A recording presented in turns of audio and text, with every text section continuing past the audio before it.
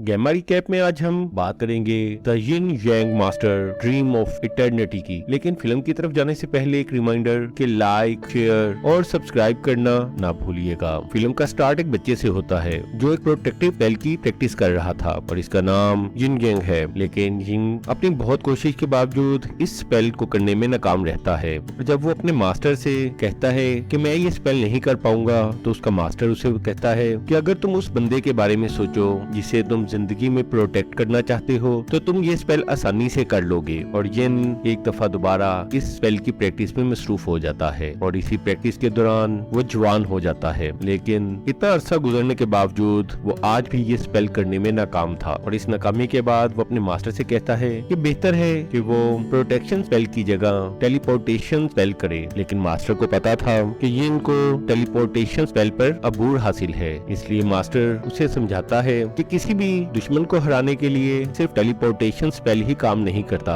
बल्कि इसके साथ प्रोटेक्शन स्पेल भी जरूरी है। और अभी वो दोनों उस्ताद की बातें कर रहे थे कि अचानक ही वहाँ की मैजिकल प्रोटेक्शन वॉल टूटने लगती है। असल में ये मैजिकल वॉल एक शैतानी सांप तोड़ रहा था और उसे देखते ही मास्टर ने यिन को टेलीपोर्टेशन स्पेल से एक दूसरी तरफ भेज दिया। और इसके फौरन बाद मास्टर अपने 3 गार्डियन स्पिरिट्स को कॉल करता है और उसकी कॉल के जवाब में तीनों गार्डियन स्पिरिट्स फौरन ही मास्टर की हेल्प के लिए आती हैं और 2 गार्डियंस प्रोटेक्टिव वॉल को बचाने की कोशिश करती हैं, जबकि एक स्पिरिट मास्टर को प्रोटेक्ट करने की कोशिश करती है। लेकिन उन तीनों के आने का भी कोई फायदा नहीं हुआ और मैजिकल प्रोटेक्टिव वॉल टूट गई। उसी वक्त वहाँ यिन अपने बहुत से साथियों के साथ टेलीपोर्टेशन स्पेल का इस्तेमाल करते हुए वापस आ गया। और जब मास्टर ये देखता है कि शैतानी सांप उन पर हमला करने वाला है तो वो तमाम स्टूडेंट्स को प्रोटेक्टिव स्पेल इस्तेमाल करने का कहते हैं। तमाम स्टूडेंट्स तो प्रोटेक्टिव स्पेल इस्तेमाल करते हैं, लेकिन यिन टेलीपोर्टेशन स्पेल के इस्तेमाल करता है और सांप यिन को प्रोटेक्शन के बगैर देखकर उस पर हमला कर देता है। लेकिन उसी वक्त उसका मास्टर उसके सामने आकर सांप का जहर अपने जिस्म पर ले लेता है, जबकि मास्टर का एक गार्डियन स्पिरिट अपनी कुर्बानी देकर सांप के अंदर चला जाता है और सांप को मार देता है। यिन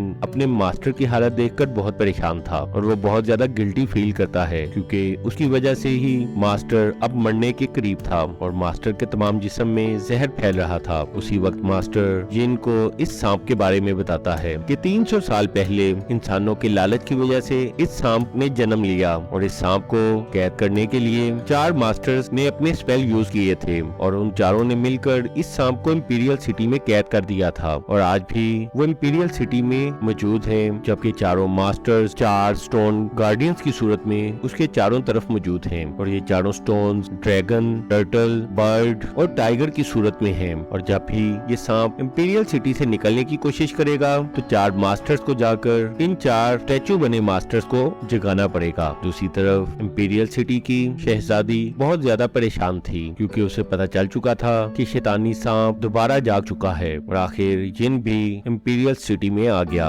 इंपीरियल सिटी में दाखिल होते वक्त उसे एक आदमी नजर आता है जो कि बांसुरी बजा रहा था। ये भी एक मास्टर था और इसका नाम बोया था। उसी वक्त उन्हें एक और म्यूजिक की आवाज आती है जिस पर वो दोनों उस म्यूजिक का पीछा करते हैं और जब वो उस म्यूजिक तक पहुंचते हैं तो वो देखते हैं कि ये म्यूजिक एक डीमन यानी शैतान बजा रहा था। बोया शैतान को देखकर बहुत सा गुस्से में आ गया थी, जिस पर डीमन ने उन्हें बताया कि उसकी एक दोस्त जो अब मर चुकी है वो राजा के दरबार में गाने गाया करती थी और वो अक्सर यही म्यूजिक बजाती थी और मैं तो सिर्फ उसकी याद में ये म्यूजिक बजा रहा था। और इससे पहले कि बोया उस डीमन को मार देता कि यिन उसे बचा लेता है और उसको बचाने के बाद यिन बोया को कहता है कि ये एक डीमन तो जरूर है लेकिन जरूरी नहीं कि दिल का भी बुरा हो। जबकि बोया यिन को कहता है कि कोई भी डीमन अच्छाई और प्यार के बारे में कुछ नहीं जानता। और इसी बहस के बाद यिन और बोया में लड़ाई हो जाती है और बोया यिन से हारने के बाद वहाँ से चला जाता है। असल में बोया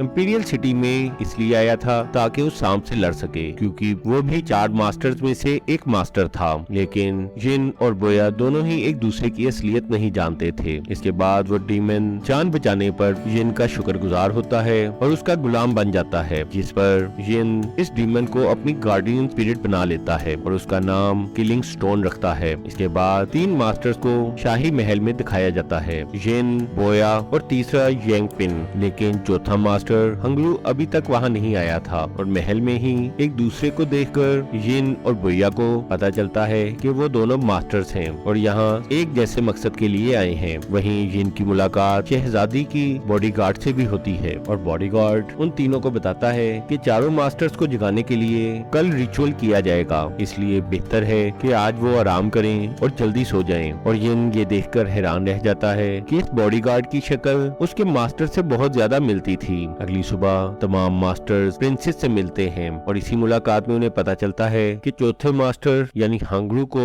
रास्ते में ही किसी ने मार दिया है। प्रिंसेस ये सुनकर बहुत ज्यादा गुस्से में आ जाती है क्योंकि इसी रिचुअल पर चारों मास्टर्स ने जागना था और इसके बगैर शैतानी सांप तमाम इंसानों के लिए खतरा बना रहेगा। इसके बाद इस तमाम रिचुअल की जिम्मेदारी छोटी शहजादी की लग जाती है और इसके साथ ही वो अपने बॉडीगार्ड को ऑर्डर करती है कि वो फोर्थ मास्टर बन जाए। इसके फौरन बाद ही चारों मास्टर्स रिचुअल स्टार्ट कर देते हैं और इसी रिचुअल के दौरान प्रिंसेस पर एक डीमन अटैक कर देता है, लेकिन जिन प्रिंसेस को बचा लेता है, जबकि बोया उसी डीमन के खून से रिचुअल मुकम्मल करता है। और इस रिचुअल के बाद चारों गार्डियन स्टोन जागने के लिए तैयार थे, लेकिन उसी वक्त अचानक आसमान का रंग बदल जाता है और आसमान का बदलता रंग देखकर जिन और बोया समझ जाते हैं कि एक दफा फिर किसी डीमन ने अटैक कर दिया है। फिर वो दोनों फौरन ही प्रिंसेस के कमरे में पहुंचते हैं, जहां वो देखते हैं कि बॉडीगार्ड मास्टर योंग प्रिंस से लड़ रहा है। प्रीस्ट का कहना था कि मास्टर योंग प्रिंसेस को मारना चाहता है, लेकिन लॉन्ग इस बात का इनकार करता है, जिस पर वो चारों आपस में लड़ना शुरू कर देते हैं। और इसी लड़ाई के दौरान यांग डीमन के हाथों मारी जाती है, लेकिन मरने से पहले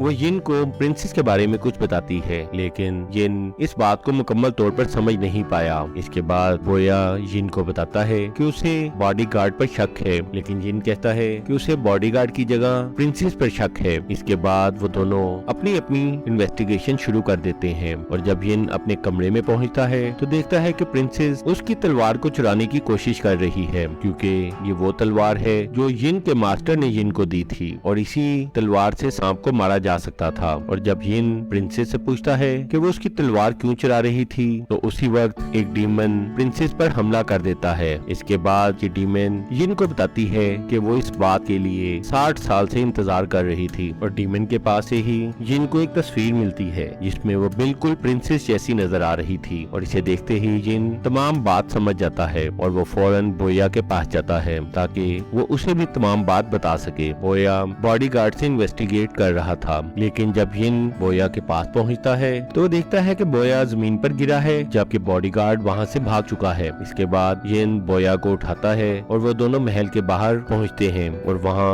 उन्हें प्रिंसेस और उसका बॉडीगार्ड दोनों नजर आते हैं। ये देखकर बोया प्रिंसेस से पूछता है कि आखिर उसने उन सबको धोखा क्यों दिया, जिस पर यिन उसे बताता है कि असल में ये प्रिंसेस नहीं बल्कि क्वीन है, यानी असल में प्रिंसेस और क्वीन दोनों एक ही हैं और जिसको पहले उन्होंने पर्दे के पीछे देखा था वो क्वीन नहीं बल्कि क्वीन का स्टैचू था और उसे बॉडीगार्ड कंट्रोल कर रहा था। असल में जब उस सांप ने इंपीरियल सिटी पर हमला किया था तो चारों मास्टर्स ने सांप को हरा दिया था और सांप को हराने के बाद प्रिंसेस ने उस सांप को अपने जिस्म में कैद कर लिया था और इस सांप के अपने जिस्म में मौजूद होने की वजह से वो इमोर्टल हो गई थी। और ताकि वो सांप इंपीरियल सिटी से कभी बाहर न जाए, इसलिए रानी को भी हमेशा इंपीरियल सिटी में ही रहना था, इसलिए रानी भी कभी अपने महल से बाहर नहीं जा सकती थी। और इतने साल एक ही महल में रहकर प्रिंसेस अपनी जिंदगी से बहुत ही नाउम्मीद सी हो गई थी और आखिरकार महल में एक दिन यिन के मास्टर आए और रानी उन्हें अपना दिल दे बैठी, लेकिन चूंकि मास्टर हमेशा के लिए महल में नहीं रह सकते थे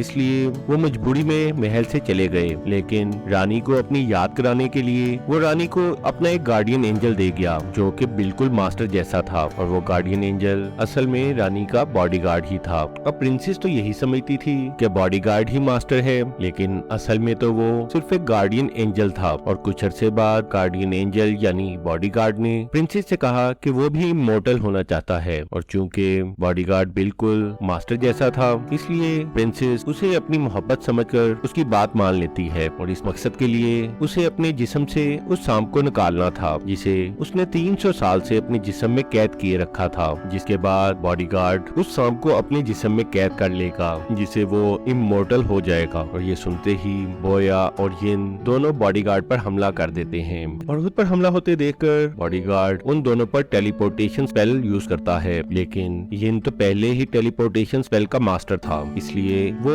उस उस स्पेल से बचने में कामयाब हो गया। इसके फौरन बाद ही वो सांप प्रिंसेस की बॉडी से निकला और बॉडीगार्ड की बॉडी में चला गया और अब वो प्रीस्ट इमॉर्टल हो गया और देखते ही देखते वो बॉडीगार्ड एक बहुत बड़े शैतानी सांप में बदल जाता है और इसके साथ ही वो इंपीरियल सिटी को तबाह करने लगता है। और उसी वक्त वो चारों गार्डियन स्टोन्स भी जाग गए और जागते ही वो तमाम इंपीरियल सिटी पर एक प्रोटेक्टिव वॉल बनाने लगे ताकि वो शैतानी सांप वहां से बाहर ना जा सके। लेकिन 4 में से एक गार्डियन स्टोन यानी बर्ड स्टोन जाग नहीं पाया और वो इसलिए नहीं जाग पाया था क्योंकि रिचुअल के दौरान बॉडीगार्ड ने उसे जानबूझकर नहीं जगाया था। ये देखते ही यिन फौरन अपनी 3 गार्डियन स्पिरिट्स को बुलाता है। फिर एक गार्डियन स्पिरिट यिन पर एक प्रोटेक्टिव वॉल बनाती है ताकि वो सेफ रह सके और बाकी 2 स्पिरिट्स उस सांप से लड़ने लगती हैं और फिर उसके बाद एक बहुत खतरनाक लड़ाई शुरू हो जाती है। और जब ये लड़ाई बहुत बढ़ जाती है तो बॉडीगार्ड खुद सामने आता है ताकि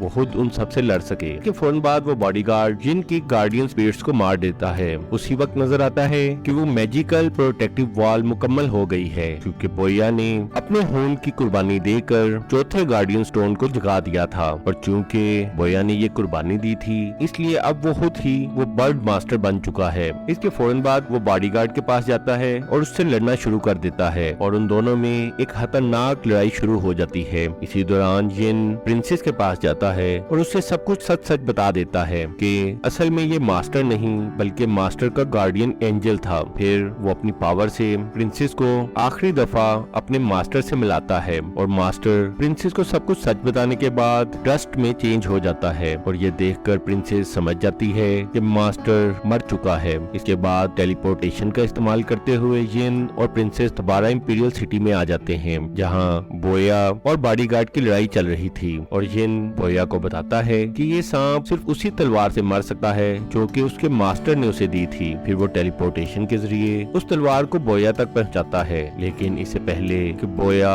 सांप को मारता उस बॉडीगार्ड ने वो तलवार उसके हाथ से गिरा दी। फिर वो नीचे गिरी हुई तलवार प्रिंसेस उठा लेती है और बॉडीगार्ड को धमकी देती है कि अगर उसने ये तबाही बंद ना की तो वो अपनी जान ले लेगी और इसके साथ ही वो उसी तलवार से अपना गला काट कर खुदकुशी कर लेती है। और ये देखते ही बॉडीगार्ड टूट जाता है क्योंकि वो एक अरसे से प्रिंसेस के साथ रहा था और दिल में वो भी प्रिंसेस से मोहब्बत करता था। और इसी वक्त का फायदा उठाते हुए बोया दोबारा बॉडीगार्ड पर हमला करता है जिससे बॉडीगार्ड के साथ साथ वो सांप भी मर जाता है और उनके खत्म होते साथ ही वो प्रोटेक्टिव वॉल भी खत्म होना शुरू हो जाती है और साथ ही फिल्म भी खत्म हो जाती है।